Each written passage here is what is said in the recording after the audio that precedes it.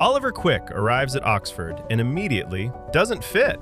He's a scholarship student with no money and no connections, the kind of boy who shows up in the wrong clothes and eats alone while the children of the rich glide past like he isn't there. He watches them the way you watch a life you'll never have. And one student holds his attention more than any other, Felix Catton. Felix is everything Oliver isn't. Old money, impossibly handsome, effortlessly adored. He walks into a room and it rearranges itself around him. Doors that stay locked for boys like Oliver swing open for Felix without him ever having to ask.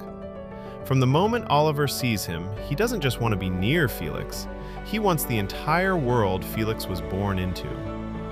So Oliver finds his way in. One morning, Felix is stranded on the road with a flat bike tire, and Oliver appears, calm and helpful, and offers up his own bike.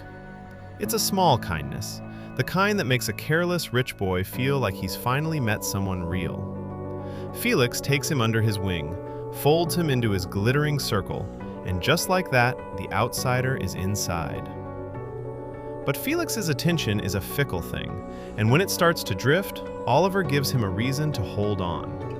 He tells Felix his family is a disaster, a mother lost to addiction, a father barely hanging on. And later, when he feels Felix pulling away again, he delivers the final blow. His father is dead. Felix, who has never wanted for anything and feels guilty about it, can't abandon a grieving friend with nowhere to go. So he invites Oliver to spend the whole summer at his family's estate, a place called Saltburn. If you're enjoying this recap so far, don't forget to hit the like button. Saltburn isn't a house, it's a kingdom. A sprawling English manor with endless halls, manicured grounds, a hedge maze, and staff who move through it like ghosts. Presiding over all of it is the Catton family. Felix's father, Sir James, all old-world manners. His mother, Elspeth, beautiful, bored, and casually cruel. His sister, Venetia, fragile and sharp. There's a hanger-on named Pamela the family tolerates until they suddenly don't, and Felix's American cousin, Farley, who, like Oliver, lives on the Catton's money, and who clocks Oliver as a threat the second he walks in. Oliver sets about charming every one of them, and he's good at it. He flatters Elspeth, he listens to Venetia, he makes himself useful, agreeable, harmless. Within days, he stops behaving like a guest and starts behaving like he lives there. But underneath the politeness, something darker is moving. Oliver's fascination with Felix has curdled into a full obsession, and as the summer drags on, it pushes him across lines that should horrify anyone watching. A hunger for Felix, and for everything around him, that grows more unsettling by the day. The only person who sees it clearly is Farley, and Oliver knows it, so he removes him. He quietly arranges things to make it look like Farley tried to sell off some of the family's priceless heirlooms behind their backs. Sir James, appalled, throws his own nephew out for good. One rival gone, and Oliver never had to raise his voice. Then the summer turns. For Oliver's birthday, Felix plans a surprise. He tracks down Oliver's family and drives him home to see them. Except the home they pull up to isn't the broken, tragic place Oliver described. It's a tidy, middle-class house in an ordinary suburb. His father is very much alive. His parents are gentle, loving, completely normal people who raised him with care.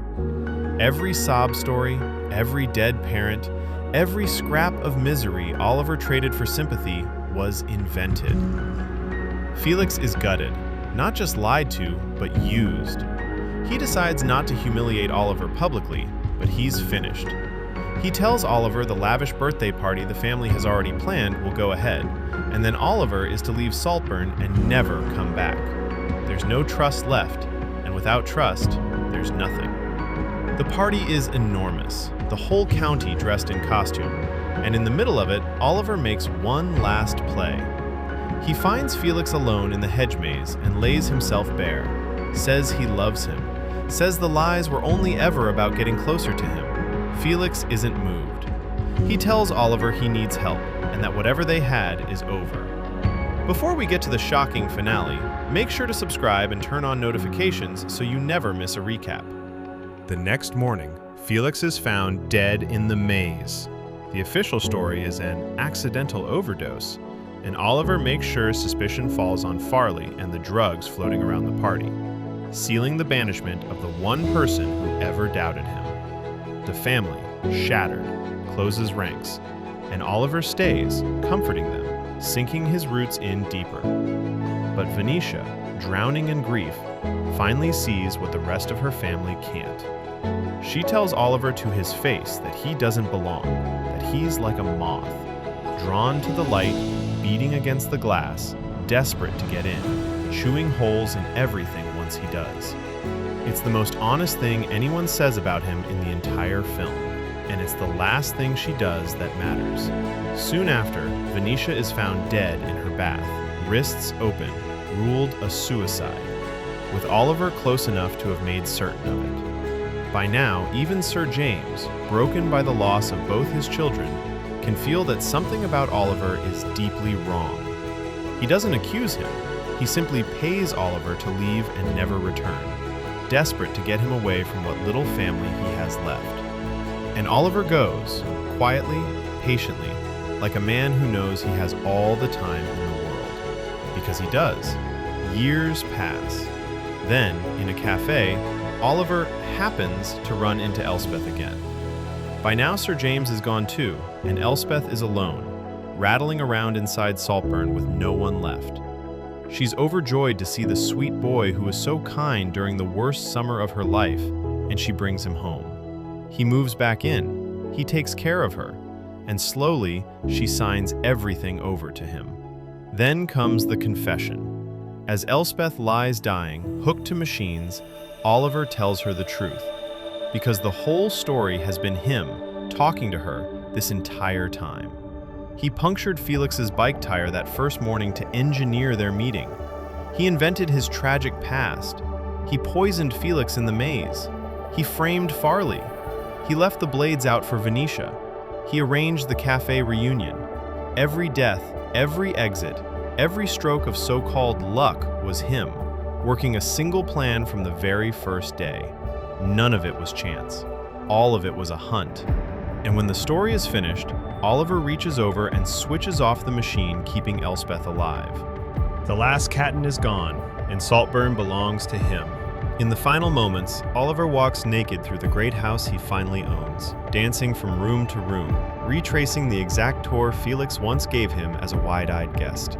He has the estate, he has the fortune, he has the life he decided to take. But the house is silent. Every person who laughed in these halls, who let him in, who pitied him, is dead because he willed it. Oliver got everything he ever wanted, and the only way he could finally belong at Saltburn was to empty it of everyone who belonged there before him. He's the king of a beautiful tomb, dancing alone, with no one left to see that he won. Thanks for watching. If this recap kept you hooked, share it with someone who loves a twist.